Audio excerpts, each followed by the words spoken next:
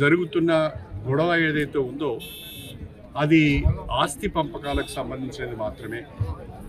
గత 10 సంవత్సరాలు అధికారంలో ఉన్న కల్వకుంట్ల కుటుంబం తెలంగాణ వనరులన్నింటినీ కూడా విపరీతంగా దోచుకున్నారు.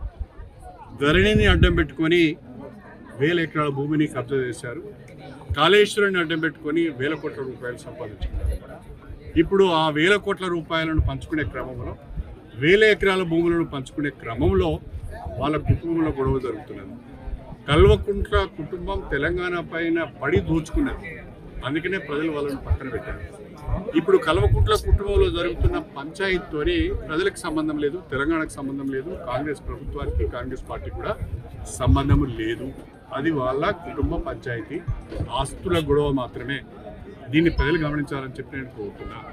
ఆనాడు కవిత లిక్కర్ కేసులో ఇన్వాల్వ్ అయింది.